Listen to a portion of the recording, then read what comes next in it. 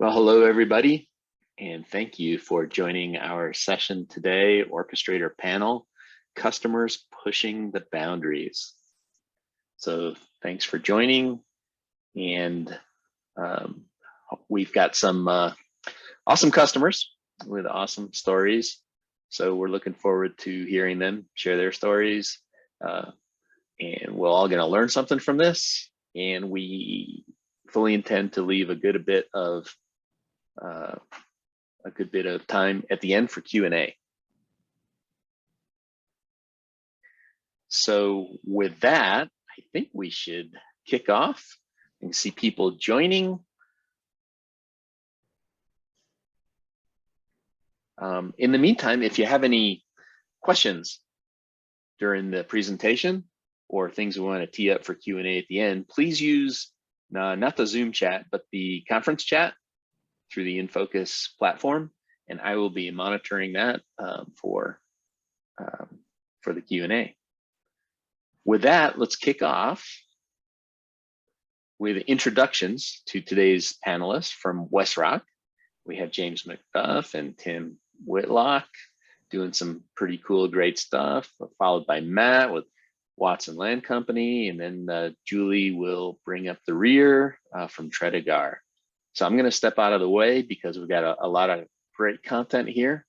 And Tim, you want to kick it off? Sure thing, AJ. Thanks so much for the opportunity.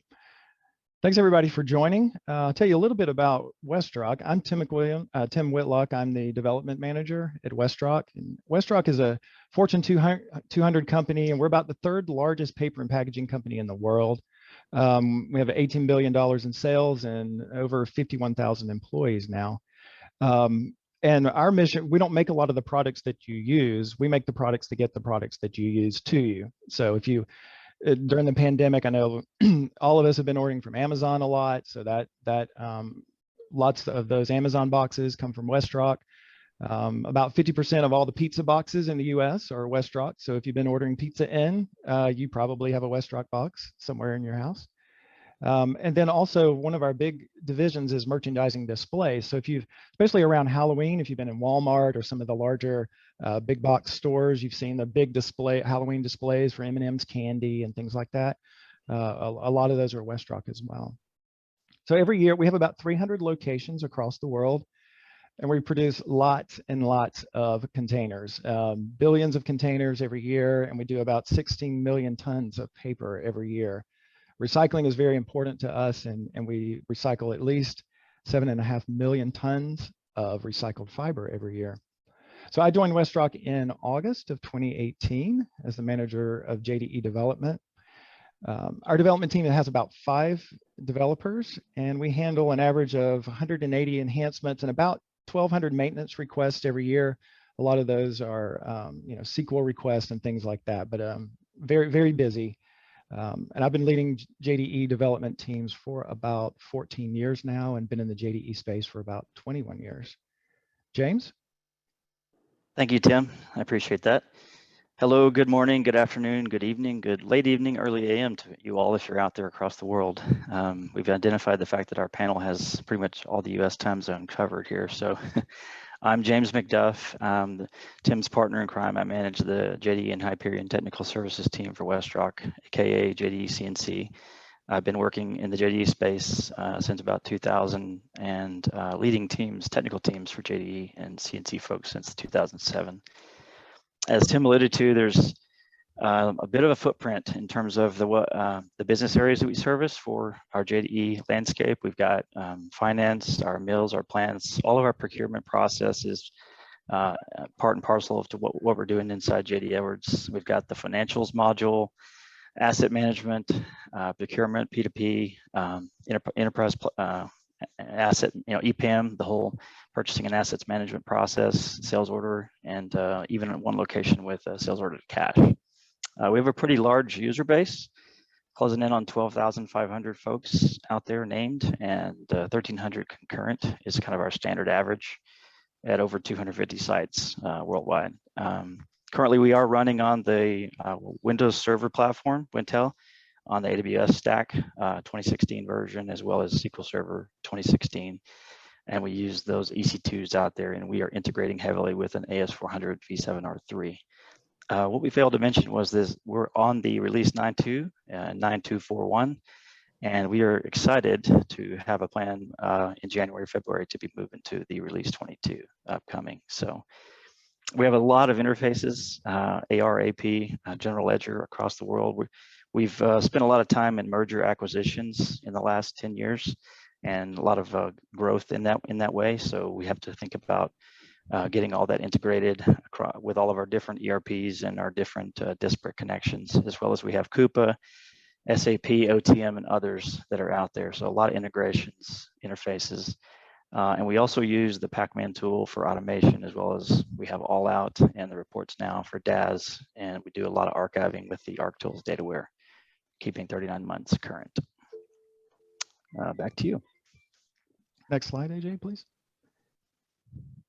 So yeah, we're sort of a company of merger and acquisition. So we sort of took the approach over the years, everybody just bring your system and we'll figure out how to integrate it. So we've got systems all over the place that talk to each other all the time. So that's kind of a large part of our work.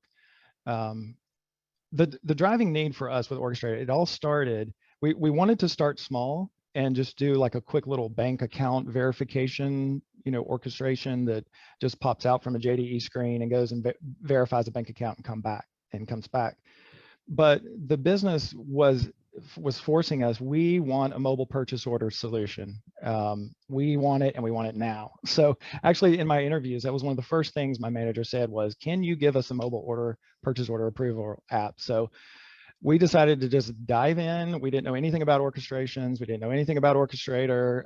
We had heard about it. We'd heard AJ talk about it. And we just dived in and started looking at documentation and started figuring it out. And one of the reasons we did that was some problems we had using the Oracle math. James, you want to talk about that just a bit? That's right, Tim. Thanks. Yeah, so WestRock initially was, we've been using Azure for AD, and we had a lot of LDAP AD integration. That was, managing our securities and the user base integration. And so trying to couple that with the delivered JDE apps and make it work was a bit of a challenge. We originally wanted to use the delivered Oracle Math products. However, there were a lot of embedded standard form login modules that were intrinsic to the platform, and it just didn't play well with the Azure stack, and we needed to make sure we kept that as part of our standard delivery. So that drove us to more of an open model, and which led us to start pursuing REST-based API solutions with different other options. Thanks, Tim. That's right, James. And we'll talk about a little bit in more detail about this mobile purchase order app here in just a few minutes. So some of the things we're hearing, we've been doing orchestrations, I guess, for about 2 years, a little over 2 years now, and we hear lots of comments, but a couple of that stood out to me are our disbursements group. We did an orchestration that brings in all the ACH rejections that we get from the bank. It brings them in and kind of it posts the batch, it voids the batch, posts the batch, changes line types on some of the payments. And the manager of disbursements was talking to me the other day and said that one orchestration is saving them 3 working days every month, which may not sound like a lot, but 24 hours is a lot of human resource time that they're capturing from that one. The other one about the mobile purchase order, our operations manager at our Charleston mill, which is a huge mill, it's like acres and acres and acres. It's a huge place. He was telling me that this one mobile purchase order app saves him hours a month and thousands of steps a week, because in some of these mill locations, you're not allowed to carry laptops and things around like that. It's a safety issue. So he would have to go all the way back across the campus to his office to approve purchase orders. And I put this, like, he said it might have also saved his marriage. And he said that because as an operations manager, he's like always on call, right? He has to run the entire mill. And I guess his wife got tired of him being, always working, always opening his laptop, always working. So he said, Tim, now I can just be at dinner and I can come over here and, approve a purchase order and say, no, sweetie, I'm on Facebook. It's not work. So that was a good outcome for that one. Tim, AJ, I have to interject. I figured you would, because it's a running joke inside our JD Edwards development team, but also in our larger community. Right? I've been in technology since 1984 when I graduated from from college and a lot of different products, you know, I've been involved with, and never have I been getting feedback from customers like I do with Orchestrator, right? And Right. we've heard some of the quotes. I lie in bed awake at night thinking of things I can do with Orchestrator. Oh, come on, really? And I do get emails that just say, thank you, thank you. But this is the first time that I've ever heard that Orchestrator may have saved a marriage. So that's going into the quote book. That's Yeah, great. I figured that would show up somewhere. Yeah, that was a good quote. Thanks. And believe me, we do have users that I believe stay awake all night thinking of Orchestrator uses for sure. Some of the benefits from a technical standpoint are it really allows us to extend our data and more importantly, or just as important, our highly customized business logic out to the varied systems that we have to integrate with. And one of the cool things for me is to sit in meetings with a business where they're asking, well, we need to integrate to, you know, Coupa, or we need to integrate to these things. Can we do that? And what APIs does JDE have? And it's just so much fun to sit there and say, what do you want? We can pretty much make an API out of anything that you want. So it really takes the conversation from can we do this to, you know, what's the best way to do this, how to do this. Next slide. We'll talk a little bit about the just the design and the architecture. Tim's really keeps us busy at WestRock. So, and we'll try not to get too technical. So I know Matt and Julie would put them to sleep here, and it's a bit of an eye chart, but we'll talk a little bit about the fact that we had decided we wanted to really load balance our system. We knew that we were going to be using Orchestrator to sort of its fullest capacity. And so the architecture has evolved into more of a super combo server, you know, combining an enterprise server, a Jazz instance with a couple of AIS instances all in one virtual server.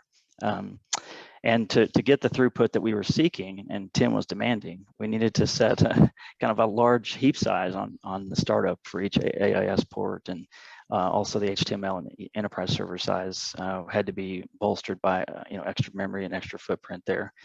And so one of the things too, we had figured out that we really couldn't use our typical F5 load balancer, and one of the reasons we're looking to upgrade and get to the newer tools release space is that I believe AJ and team have put a lot of work into making sure you can do that now intrinsic to the Oracle application suite. So we kind of had to manually separate those out, and we used friendly DNS. We do have the F5 as a front end layer just in case we had to swap out, you know, a sort of a server behind the scenes to make sure that we kept up with our footprint.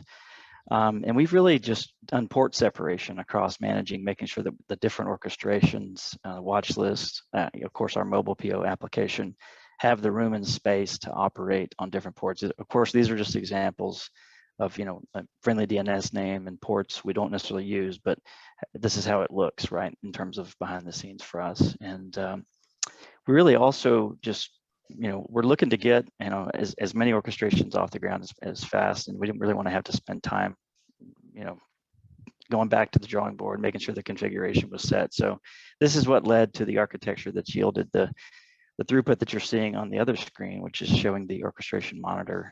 We're closing in on, you know, as of this screenshot, we had 8.9 million, but I think as of this morning, Tim, we had like 10.2 million. So it's a huge throughput, and I believe we've definitely solved the need here, and we're looking forward to that automated load balancing. Back to you, Tim. Awesome. And I was kidding around with AJ. You know, when we took the screenshot, we were only 3 nines to the right of the decimal. So I was getting a little, you know, can we trust this? You know, but as of this morning, we're back to 4 9. So AJ, thanks for that. Next slide. Great, thanks. Yeah, and this is, you know, a little bit difficult to read, but your overall orchestration count up over 10 million now. Yep. Highlighting one here on there, I see the WRK or get Coupa. And that one, you know, the runs per day is at 64,000 runs per day of a single orchestration. So that's pretty impressive too. With if I'm reading that right, 100% success rate. So that's quite remarkable. That's right, AJ. I don't mean to sound surprised, because that's the way we designed it to run. But it is great to see it working out in the field. Yeah, and actually I have a slide about that. So yeah, let's just really pleased with that. Okay, so let's talk about mobile purchase order approval. And I'm going to kind of move fast through this for the sake of time, but it was really important for us with mobile purchase order approval that we use our custom apps. There's just tons of logic in these apps. There's tons of functionality that's not in standard JDE. I mean, you can tell from the screen here that there's all kinds of different ways to view what you have in your approval queue. We have a way to show folks, even if it's not in your queue, but you're somewhere in the approval route, you can jump in and see those. And so you can jump people. So like if people have a higher approval level, they can go ahead and approve it and everybody else doesn't have to approve it. So lots of custom functionality in there. We have, AJ, if you'll click, we have what we call reason for purchase. This is the order detail screen, but if you can see the tabs across there, we have reason for purchase, approval history, discussion thread. People can talk about the PO back and forth. And those are media objects that we store in the background. AJ, if you'll click again. That's an example of their approval history. It kind of comes from a media object, but then it looks pretty. So they wanted to kind of maintain all of this in the mobile app. That was the challenge in our logic. Next slide. So here's just one of the orchestrations. There are probably 7 or 8 orchestrations and about 50 something components to make all of this work. But this is the one that gets the PO detail. And I won't go through the whole thing, but we have rules that say, hey, did you give me a version to call? Then call that version. If not, then go to a UDC that has the versions for each order type and go figure out what version I need to call and then process through and get the PO detail. Next slide. One of the big challenges that James mentioned was this whole Azure authentication. James, you want to talk about this one? That's right, Tim. Yeah, one of the hurdles we had was trying to get our Azure, talking to our AIS stack. And we ended up, as we were moving to the AWS platform in conjunction with our upgrade in April 2020, we had decided that we wanted to start leveraging some of the serverless technologies with AWS. And so we deployed a Lambda function that's really out there acting as this serverless process. It's really a facade or a proxy. It's facilitating the transfer of token requests back and forth into the JDE AIS stack, or in some cases, some are going direct. But for the ones that had UPN claims that are longer than 30 character limitation, we had to facilitate that in another way to make sure that naming process went in smoothly. Thanks, Tim. Yep. AJ, if you'll click. So real quickly, here's just some screens that show you what it looks like. So one of the big things is our CIO wanted to make sure that we didn't just have a bunch of apps laying around everywhere. So we go through our WestRock Connect app, which kind of brings everything together. If you look you can see, you click on apps, then you click on JDE approval, and then you get a list of the POs that are in your approval queue. Next slide. You can see PO details there on the left-hand side. You can view attachments. And again, these are underlying AIS calls that we make to show media objects and attachments. You can see all the line items, and then of course you can approve or reject the PO there. We give them a confirmation. So lots of other functionality in this app, but that's what we have time for today. So next slide. Just real quick, a couple. Well, actually, Tim and James, Sure. One quick question I know is going to come. What tool did you use to build the front end of this mobile app? We know that orchestrations are serving most of the logic, but what was the front end tool? Great question, AJ. We used a company called Shaco, and they use React Native for the Okay. front end. Yep. Mm-hmm. Mm-hmm. So some of the other orchestrations we have, AJ, this is the one you mentioned, Get Coupa ID, which is a very, very simple orchestration. It took like 4 minutes to create this. It's just going out to Coupa and bringing back their ID number, sending them a purchase order number and getting the ID back. So it's very small. It's very, this is the one that runs, some days it can run 65, 70,000 times a day. By the way, that was 4 minutes for Tim, but for all the CNC and security, that took about what, 2 days? 4.5 days. Right. Here we go. The battle between JD Edwards development and CNC. I love it. Right. And then we have a couple more that update statuses and send attachments. AJ, I think if you click, you'll see the orc monitor picture. Yeah, there we go. So this averaging 64,500 runs a day with no errors. So that's fantastic. Next slide.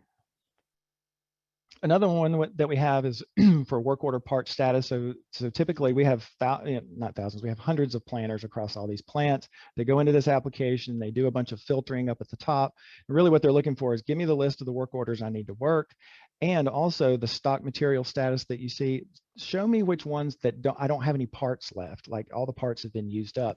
Or they can do the check available that says, hey, if there's only a few parts left, I may need to go check that in the storeroom because there may not really be those parts. So every planner every day would go into this app, do all those selections, get their list, export it, print it off. So one of the sessions from our product owner said, hey, what if we created an orchestration that would do that for them? So we have a table behind the scenes that we list everyone that wants to be checked, and the plants and some other things like that. We have a UBE that is on the scheduler that runs. It reads that file, calls an orchestration that actually goes in with that information for that person, the planner, the crew, those things, goes into this application, pushes all the buttons, gets the information for those things that may need to go check the parts.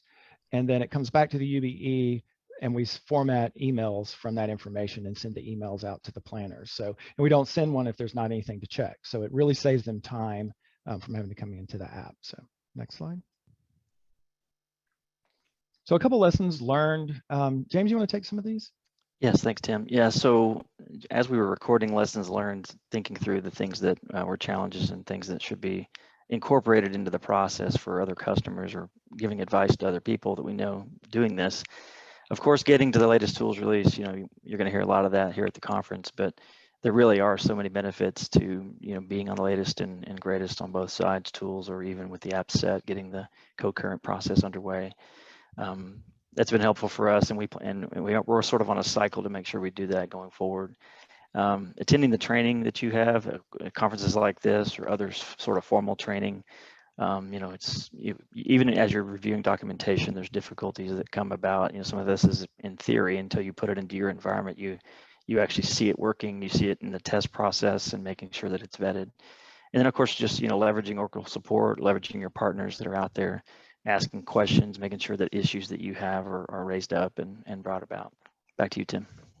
Yeah, and another helpful thing we did was we had little education sessions with our BAs and our product owners to say, hey, here's some things that Orchestrator does, and here's some things that Orchestrator is not probably the best at, just so they could get in their head kind of what it is, so then they can go out and brainstorm, right? And so they've been bringing ideas back to us.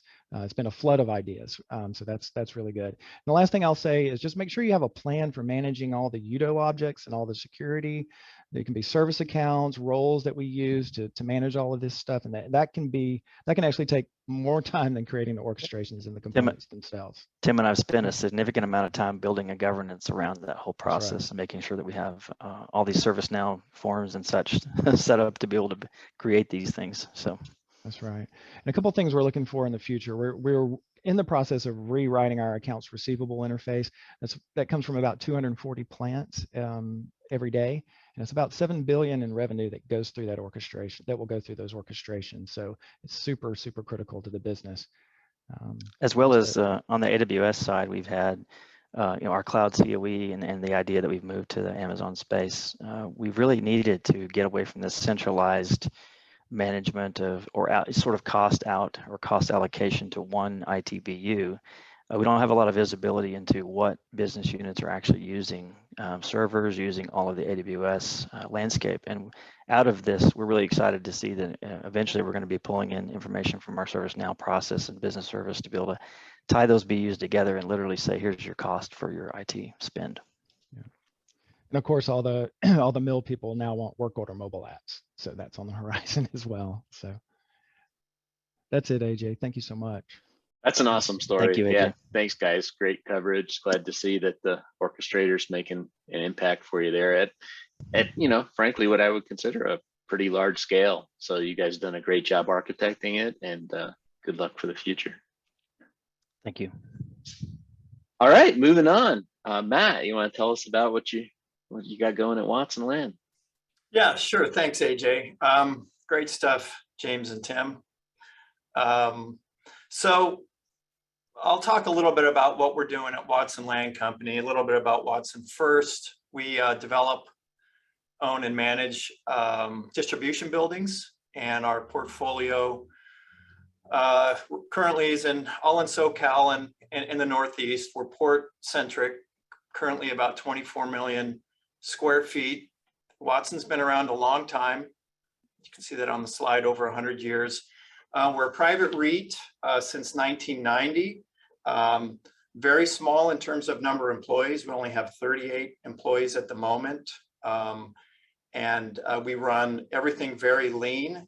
I've been with Watson almost 25 years. I kind of lost track. I've been working in real estate for over 30 years. And as you can see in that last bullet here on the left, I wear a lot of hats here at Watson. One of my hats is an IT hat. So I do my best to understand and follow along with the technical people. Watson's been using JD Edwards for 25 years, I think, or a little more, since 1993. We were on World until about a year ago. We upgraded to E1 last June, which is a whole nother story that I'm talking about on, I don't know if it's tomorrow or Thursday, but there's a session about that.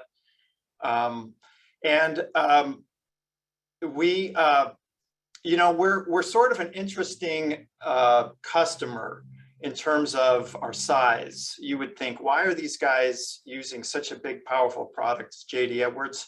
I can't tell you why in '93 we went and selected that. I wasn't around then, but when it came time to move from World, we did a very intensive study and search and made the decision to stay on JD Edwards. We have so much data there, that we did not want to lose that data. And JD Edwards E1 is still a really good tool for us, even though we've got a small number of users and we basically run it out of our headquarters here in Carson. And we have another satellite site that also is running concurrently or simultaneously, or however that's described.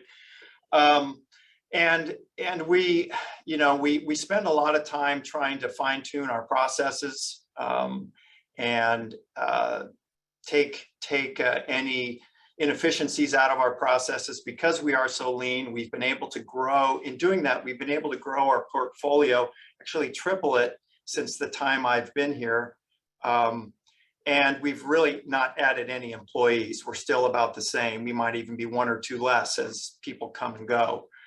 But one thing that really stood out to me almost from the day I started here was our payables process. And while we were pretty good at it and we could process, somewhere around 500 invoices a month, we were stuck in this world of double entry and duplicating efforts. And we would get an invoice into a department. The person in the department would prepare a cover sheet. They would type keystrokes and clicks using Excel, generate a cover sheet, attach that to the backup, and it would be routed around the office for approval. And once it was approved, it would come down to us in finance, and our payable person would review it and take the information from that cover sheet and key the exact same information straight back into JD Edwards. So classic case of duplicating efforts. And we lived with this for a really long time. And we explored a few things in World, how might we get around this? And there was never really any good solutions for us. We knew that we would be moving from World at some point. And so as part of our process of upgrading, we also selected a paperless AP solution, and we used Orchestrator to be the bridge between the paperless AP solution and JD Edwards. And AJ, if you want to click to the next slide, we've got a workflow here, and some notes, but it's pretty straightforward. It's not anything earth-shattering or complicated, but it works really well for us. And along with our payable solution, which is Avid Exchange, in tuning that and getting that dialed in, we're able to go from, double entry to almost zero entry in a lot of cases on our payments processing. If you're not familiar with Avid Exchange, they're, just your classic well-run payable solution. All of our invoices, or the majority of them, get sent directly to Avid. They do the front end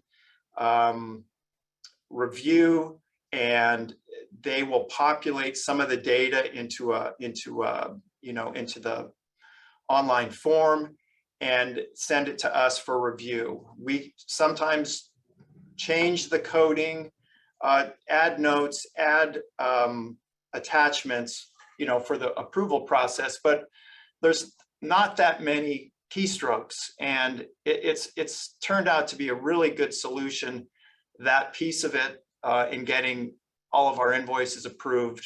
And it's flexible enough to conform to our kind of strange approval routing, and different people have to sign this and different people have to sign that. Avid works really well, but the key in the whole thing is the integration with Orchestrator. And once we have a batch of approved invoices in Avid, we create a file that's brought over into JD Edwards, and through the Orchestrator, it runs and takes all that data and basically puts it in all the right places, creates vouchers, voucher batches.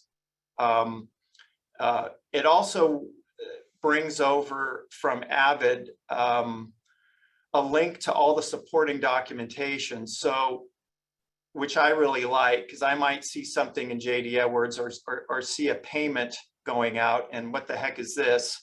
And I'm able to, with a couple of clicks in JD Edwards, drill down onto the supporting documentation, see the invoice, see any attachments, see the approval history. And it's a really slick solution, going from completely paper to no paper. And it's been a big change for us. And we're still, we're still learning all the ins and outs of our payable solution. It's only been since,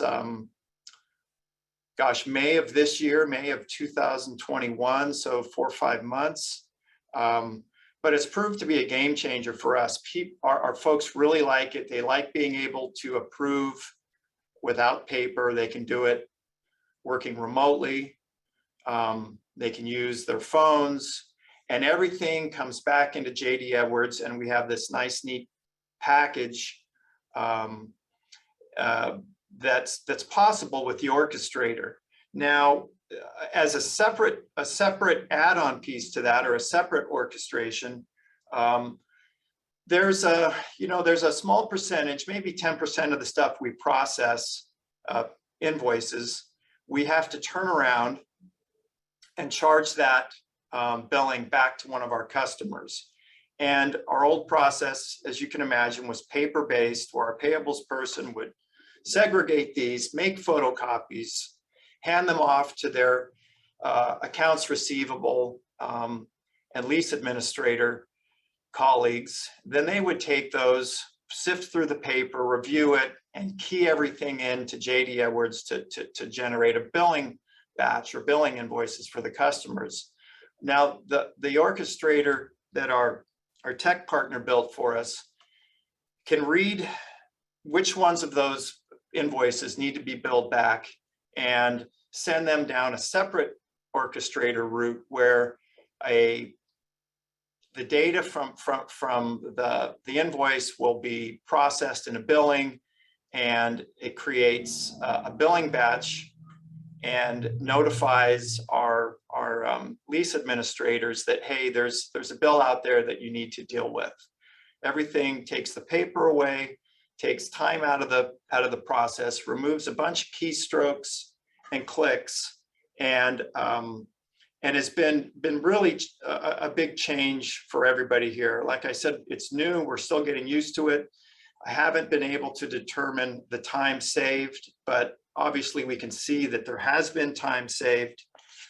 AG, I think the next slide goes a little bit more into this bill back piece I was talking about.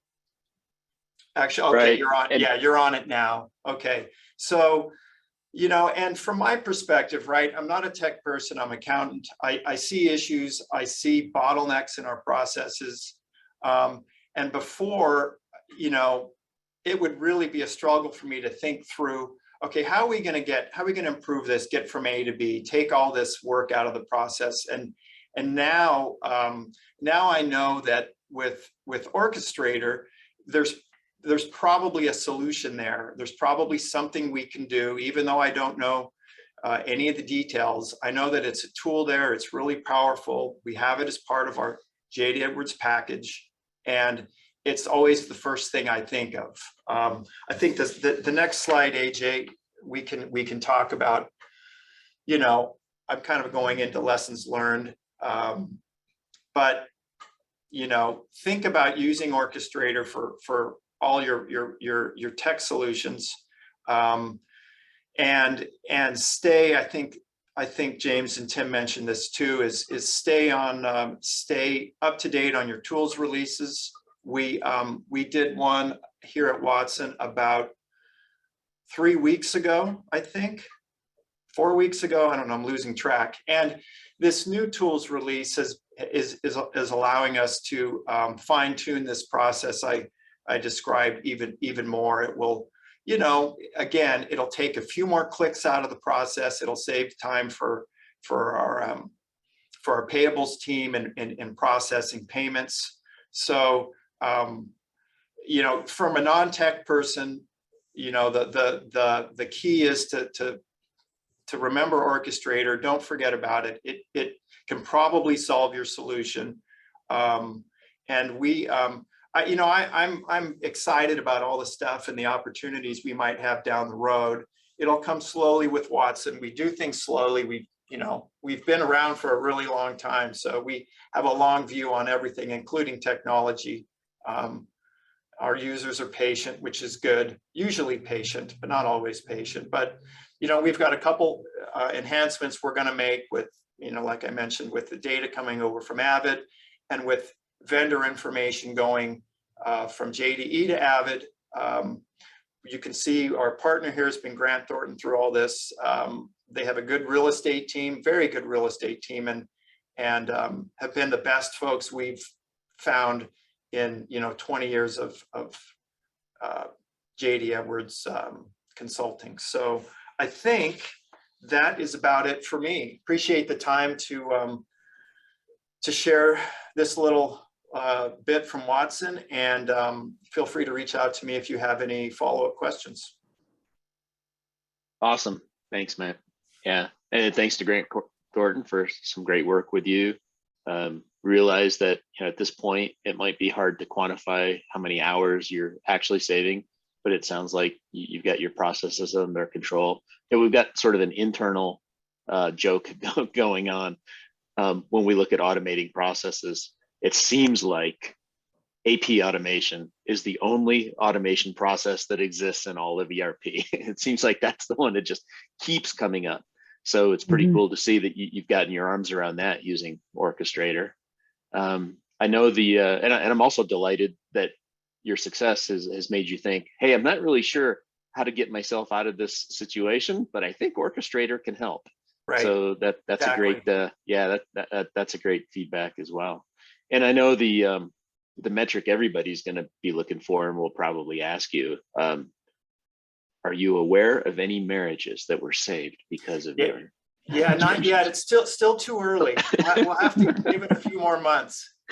I'm gonna be putting feelers out to see if we're saving marriages here. We'll be tracking that metric from now on. That's great. So Julie, can you tell us what you got going on at Tredegar? Sure. Good day, everybody. Thanks for joining our session today. I'm with Tredegar Corporation. We're a global company with 3 primary businesses. We have surface protection films for high technology applications. That's the organization that uses our JD Edwards I'll be talking about today. And then we have specialized polymer polyester films that are made in Brazil and New York. And we have custom aluminum extrusions that are made primarily in the, our plants are all in the mid to western part of the United States. I've been working with JD Edwards, both World and E1, for about 17 years, with a few breaks in there. And I've been an IT applications manager with Tredegar for 6 years. My primary background is accounting. I'm a CPA, and I've been working with accounting and systems and always with manufacturing or some type of industry company for over 29 years. So our JD Edwards footprint is basically everything is done in JD Edwards except for payroll and research and development. So manufacturing, supply chain, sales order management, finance, asset care, reliability is how we term it. So we use manufacturing, we use procurement. We're getting more into using MRP, and we use sales order management, all the logistics, every part of the financials, AP, AR, general ledger, fixed assets. We also use job cost. We call it project tracking for projects, and then we use capital asset management. We have around 245 users over 4 sites.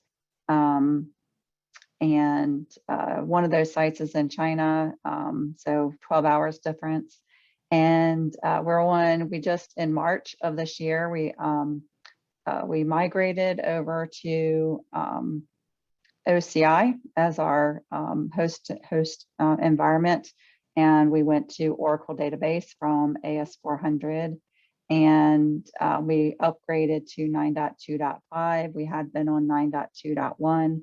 So where we didn't have the Orchestrator Studio with our previous version, which we upgraded to in 2017, we now, this year, we now have the ability to use all the Orchestrator tools and just starting to take advantage of that with a few integrations. And I'll get into those next slide. And then our key integrations that we do all day, every day is our integration with our PDCR, our shop floor, which is written in JD Edwards toolset, which is an interesting way we developed it. And then we have master data adds from our KRISE application. Next slide, AJ, please.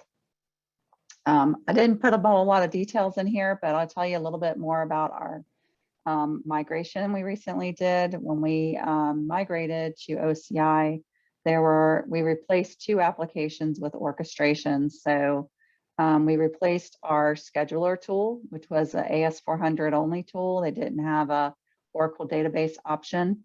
So we worked with ACBM Solutions, and we were able to move 42 different scheduler jobs to become 41 scheduler orchestrations with 36 schedules and 2 notification orchestrations to make sure we were covering our being notified if anything errored.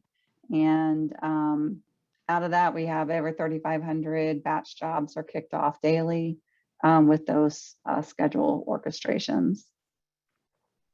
Our other migration change that we did is we were in a position where our inventory scanning application needed to be upgraded, and we wanted to find something that allowed us to be a little bit more future thinking, and we ended up working with moving our inventory scanning processes to orchestrations, working with ERP suites and their scannability tool, which is basically orchestrations.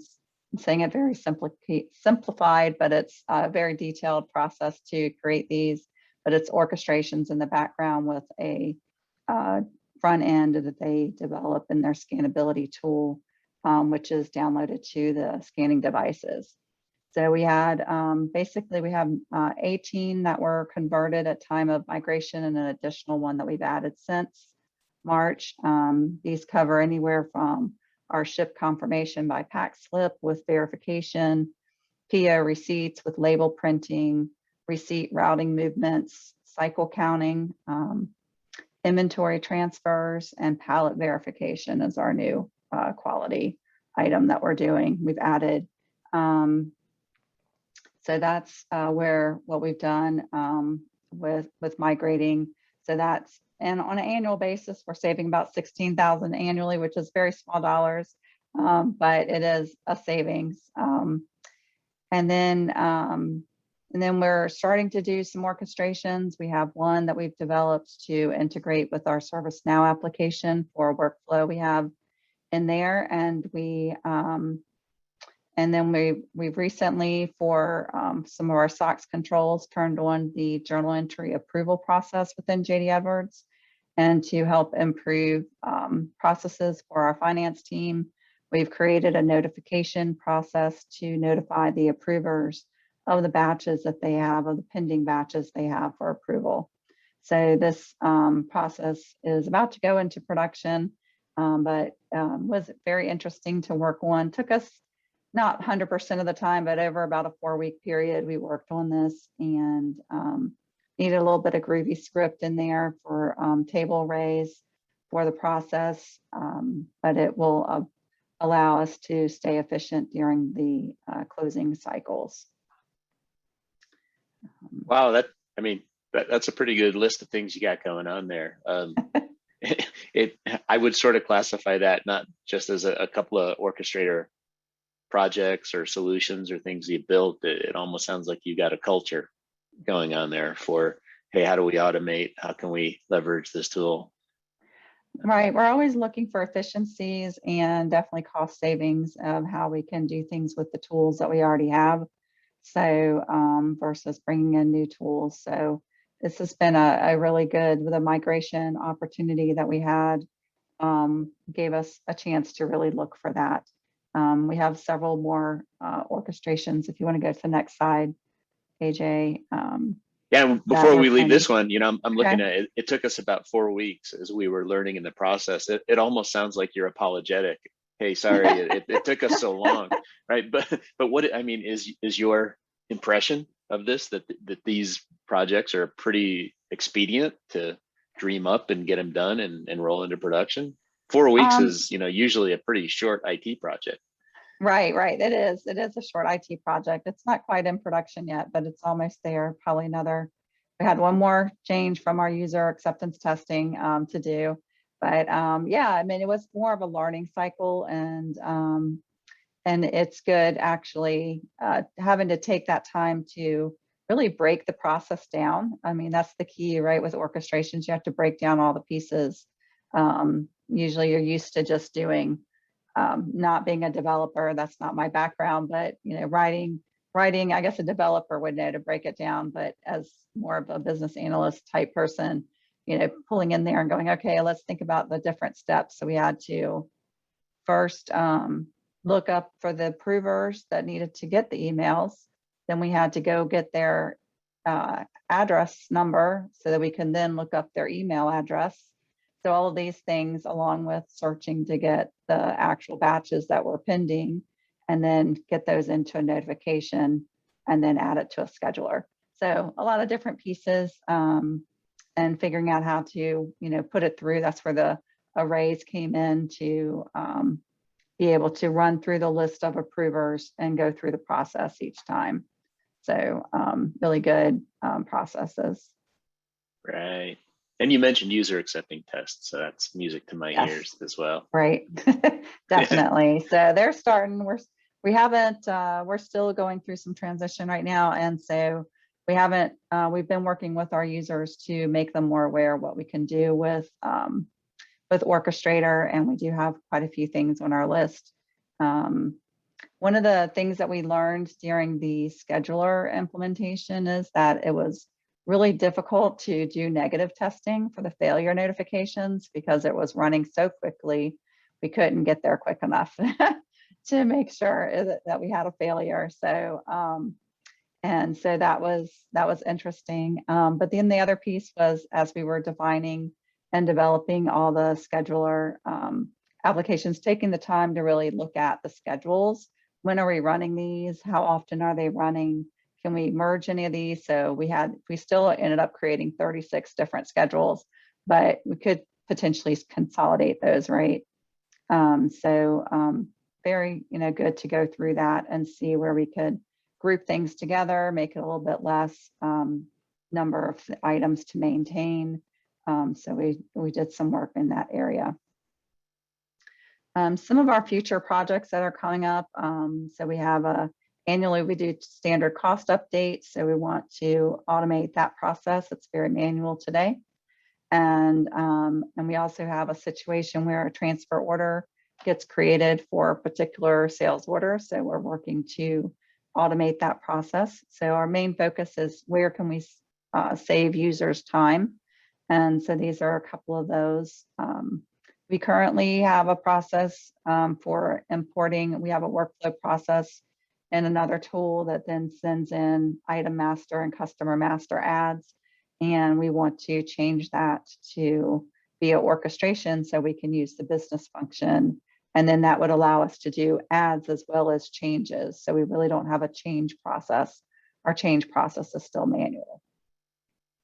So those are a few of the items we have on our list of goals in the near and further future to get accomplished. But we're really excited about all the things that we can provide to our users, and hearing about the new version coming out is very interesting as well. So thank you. Awesome. Great story. Thanks, Julie. And thanks to ERP Suites, you said you're using their scannability solution. Yes. Good stuff. Yep. And ACBM for consulting, and I suppose some training along the way. Training, and they did all of our scheduler. They created all our schedule orchestrations. Great, great. And Matt, you mentioned working with Grant Thornton, also has a very strong JD Edwards and Orchestrator team. I know all of these partners have their fair share of sessions this week, so go and check them out. See what they got going on. So I'm going to stop sharing and turn it over to Q&A. And somehow or other, I seem to have lost my Q&A window. So let me see if I can get that back. Are you able to see the conference chat?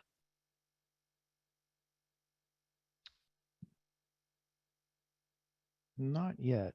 No. No. Let's see. It's almost as if I have to rejoin the meeting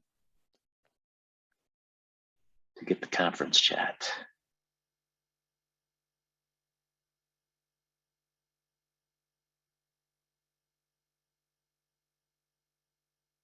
Let me try this, and hopefully I don't drop, because I'm sure our audience has some interesting questions. Here we go. So yeah, to the audience, if you have any, we'll get to as many as we can in the next 7 minutes. So let's see what's going on. Question to Westrock. When you see a failure on an orchestration, what types of failures are you encountering? Good question. For mobile PO, it's typically a failure of getting a token. So because we kind of go through those various layers, sometimes they'll leave the app open and then come back to it a couple of days from now, and it just tries to go get POs, and it's like, wait, this token is expired, and they have in it, but the app automatically gets a new token on its own. But so we see a lot of expired tokens for that. With Coupa, we've actually I want to say all the errors we've seen have been when a web service on the Coupa side is down. So yeah, or some data element inside the process is off, right? Yeah. With Coupa, it's quite difficult to get all the special. They're really funky about special characters, and so if you send the wrong thing, then it'll fail. Those are the most errors that we see, that we deal with. All right. And the name of that development tool, you said it was based on React. Got a couple of questions about how you built the mobile. For the mobile, yes, based on React Native, we worked with a company called Shaco to do that front end work. Shaco, great, yep, good stuff. And then what we ended up doing is bring the maintenance for that in-house. So now we have an in-house team that kind of supports that going forward. We plan to use that same company in React Native for our work order apps when we start those. Mhm. Here's a question. I think it goes out to everybody, and I'm gonna paraphrase it a little bit. You know, it's what's the main advantages that Orchestrator has over robotic process automation tools such as Uipath or Blue Prism. So at first, did you consider any of those instead of Orchestrator? Was Orchestrator your first choice? And do you have anybody have any compare contrast stories about RPA tools? Tim, you want to talk can about take- our side, yeah. or you want me to take that? Yeah, why don't you take that one?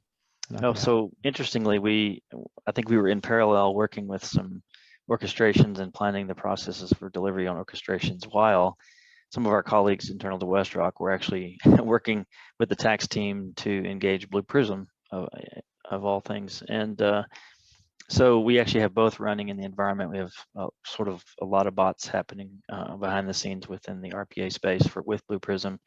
And I guess the only difference I would say is that they really both solve business problems, right? And at the end of the day, some function within the orchestration world better than what Blue Prism and RPA can offer. And furthermore, the RPA process sort of really mimics more of a real user, kind of an interactive user that's going out and doing data entry, doing inputs. So what we were trying to use that product for, and our colleagues from the tax side, as well as we've expanded it to other functions, really we're trying to replace sort of repetitive tasks that were happening within the environment. You know, people that were spending a lot of extra time cycles going through trying to accomplish data entry, things that they could do, you know, take off their plate to make them more efficient and allow them to have, you know, more thought process behind the scenes. So, Tim, anything you'd add to that? I would just say with orchestrations, there's a lot more opportunity for integrations. So we're using it a lot for integrate. So it's not just, you know, simulating a user going in and typing stuff. We're using it for real-time integrations between tools. But I'm constantly telling the RPA team, guy works down the hall or used to work down the hall. I'm like, you know, we can do that. We can do that. We can do that in JDE. We don't need you to do that. But there's a whole center of excellence where they're developing RPAs all the time. So we run in parallel. And we didn't consider anything else. I think that from my understanding and what I know of Orchestrator, it's really a good fit with JD Edwards. So that's sort of made it a really easy decision for us. Built in already there, and if I may address the commercial aspect, no additional fee, right? Right. It's built in there. So I can tell you from a product management standpoint, we didn't roll up our sleeves and set out 6 years ago saying, hey, let's go make the world's best RPA tool and let's go tackle and beat all the other RPA tools on the market. We also didn't set out to be the world's best IoT integration or integration platform or ETL, extract, transform, load data into visualization tools or whatever. But it seems that Orchestrator, you all customers, have picked up on this and are using it for all these different patterns. And so as far as JD Edwards goes, I think it is, the best all-around tool. While it may not be the best RPA tool on the market, certainly for a vast amount of RPA use cases, our customers are saying, yeah, Orchestrator is RPA, and I'm not going to stop you from saying that. But at the same time, we think because we play by standards, we can integrate very easily to other RPA tools. If an RPA tool like Blue Prism or Uipath wants to send us a REST call and do something on the JD Edwards side, Orchestrator is probably the best place to take that handoff. Julie, I didn't mean to cut you off. You're going to say something? No, we didn't really go into looking at any specific RPA tools before moving forward with orchestrations.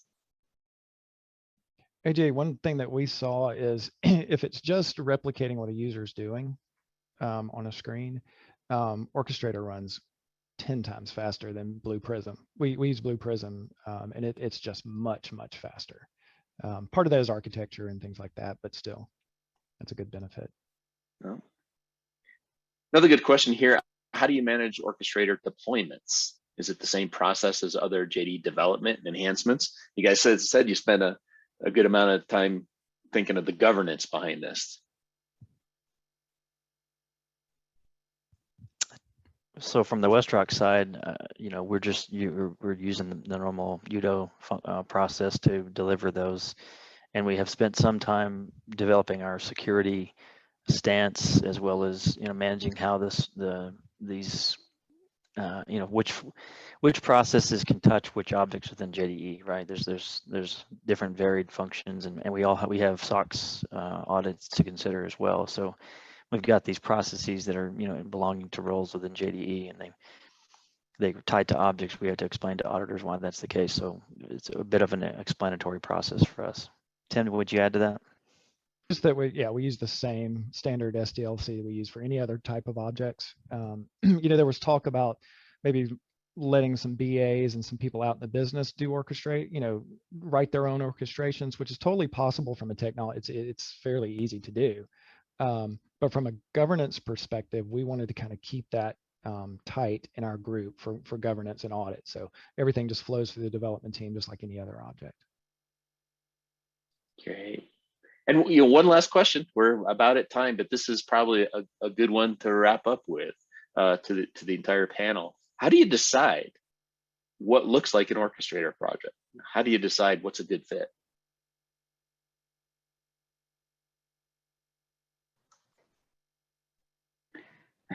Right now, we're just kind of looking to see where we can save users time and so forth, but I'm sure in the near future, we'll probably be to the point where users will be submitting requests for things, and we'll have to analyze them and determine what's the best way to handle them.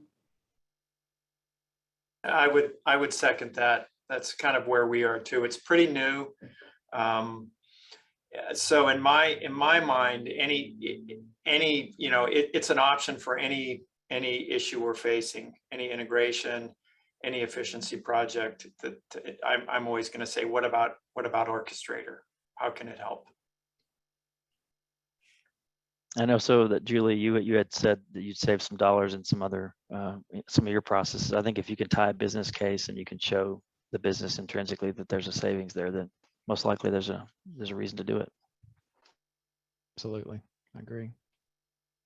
Well, we're at time. I can't thank you all enough for the great work you've done and for the time you've spent sharing this with our JD Edwards fellow community, customers, partners, and the ecosystem. Congratulations, and keep up the good work. I know Matt and Julie, you have your own sessions later this week. So encourage the audience to go and look those up and see a deeper dive on what they're doing. And go hit some of those other, I think I counted this morning, we're up to 69 Orchestrator sessions this week, demos and from partners and customers. So we'll have a busy week. So keep on orchestrating, and hope to see you at the next conference, maybe live soon. I can only hope. Yes, definitely. Right. Thanks again, Thank you. Thanks Thanks everyone. Have a Thank great you, day. AJ. Bye-bye. Take care. Thanks.